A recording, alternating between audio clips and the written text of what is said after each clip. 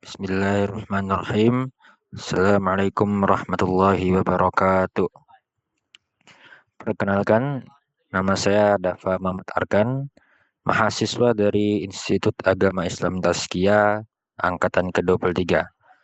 Ingin menjelaskan sedikit mengenai munculnya imam mazhab demi memenuhi tugas akhir semester pada mata kuliah Pendidikan Agama Islam. Bismillah, kawan-kawan sekalian, mari kita menelusuri jejak sejarah dan menguak kisah menarik tentang kemunculan mazhab-mazhab fikih dalam Islam. Yang pertama, awal mula hukum Islam. Pada masa awal Islam, hukum Islam masih berkembang berdasarkan ijtihad para sahabat dan Nabi Muhammad SAW. Kemudian, mereka langsung merujuk pada Al-Quran dan hadis untuk menyelesaikan berbagai permasalahannya.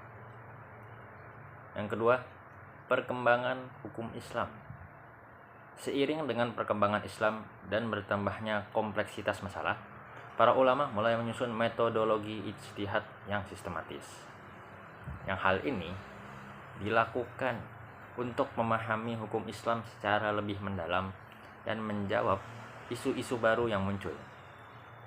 Yang ketiga, faktor munculnya mazhab fikih. Ada beberapa faktor yang mempengaruhi hal ini, diantaranya perbedaan pemahaman, perbedaan wilayah, dan perkembangan zaman. Untuk perbedaan pemahaman, para ulama memiliki interpretasi yang berbeda terhadap Al-Quran dan hadis, dipengaruhi oleh latar belakang, budaya, dan cara berpikir mereka. Perbedaan wilayah, utama di berbagai wilayah memiliki akses dan pengetahuan yang berbeda terhadap hadis dan fatwa utama terdahulu. Dan perkembangan zaman, munculnya isu-isu baru dan kompleksitas kehidupan menuntut ijtihad yang lebih sistematis dan komprehensif.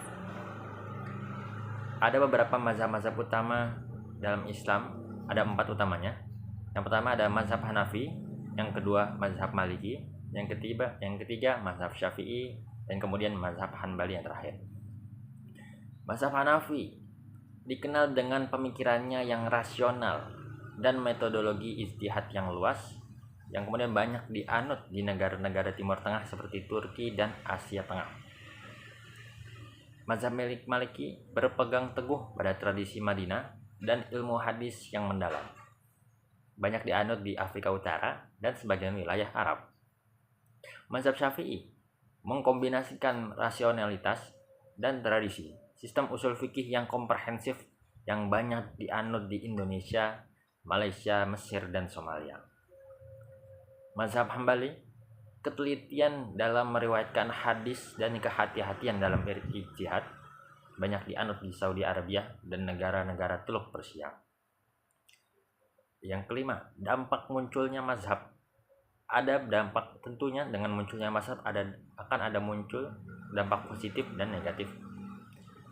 Dampak positif yang terjadi akibat munculnya mazhab baru ialah memperkaya khazanah ilmu fikih dengan berbagai analis dan pemikiran, mempermudah umat Islam dalam memahami dan mengamalkan hukum Islam, serta mendorong ijtihad dan dinamika pemikiran dalam Islam.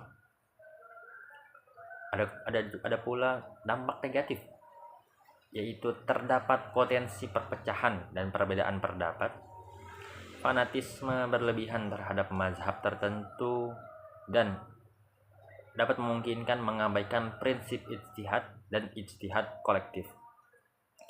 Sebagai penutup, munculnya mazhab fikih merupakan bagian penting dalam sejarah perkembangan hukum Islam, dan mempelajari mazhab dapat membuka wawasan kita tentang keragaman pemikiran dan kekayaan khazanah ilmu Islam. Untuk pesan terakhir sebelum ditutup, hormati perbedaan mazhab dan jalin persaudaraan sesama umat Islam, dan jangan lupa berpegang teguh pada Al-Quran dan hadis sebagai sumber utama hukum Islam, dan terus pelajari dan amalkan hukum syariat dalam kehidupan sehari-hari. Mungkin cukup sekian sejarah singkat yang telah saya bawakan. Terima kasih atas perhatiannya. Wassalamualaikum warahmatullahi wabarakatuh.